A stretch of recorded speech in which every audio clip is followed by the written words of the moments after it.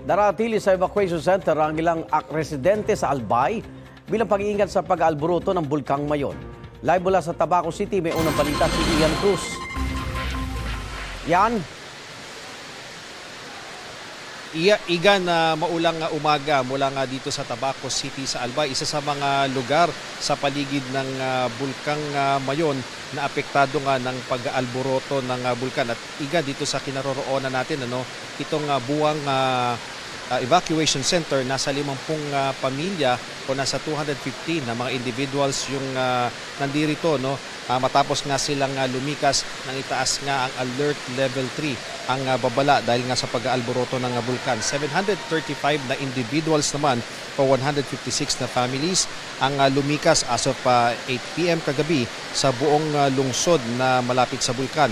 Inaasahan ng CDRRMO ng Tabaco na tataas pa ang bilang ng mga evacuees. Sa huling impormasyon naman na inilabas ng Albay Public Information Office, mahigit 2,800 na mga individual o mahigit 700 pamilya na ang lumikas mula sa loob ng 6-kilometer permanent danger zone sa 6 na bayan. Nakabantay sa mga entrada ng danger zones ang mga otoridad para matiyak na hindi makakapasok doon ang mga hindi autorisado. Una nang idiniin ni PHIVOLCS Director Teresito Bacolcol na dapat walang tao sa paligid ng bulkan dalo't nakamamatay ang uson o yung tawag ng mga Bicolano sa pyroclastic density current. Instant o agad na pagkamatay ang idudulot kung madaanan yan. Kung makapal, maaari kang malibing, masunog o madaganan. Kung manipis naman, maaring kapusin agad ng hininga ang mga madaraanan. Igan, yung mga tao dito sa evacuation center, nakausap natin kanina, tinanong natin kung kumusta yung pagkain nila at iba pang pangailangan. Ang sabi daw sa kanila ng mga otoridad ay hahatiran sila ngayong araw. At Igan, napakalakas ng pag-ulan dito.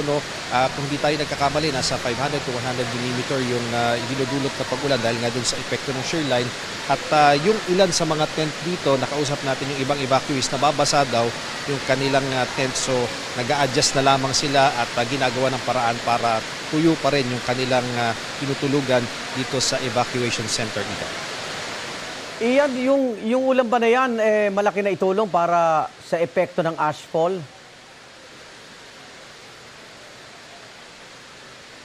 Well, Igan, ang nabanggit sa atin ni Director Bacolcol ay wala pa namang naitalang ashfall dito sa area ng paligid ng Bulkang Mayon.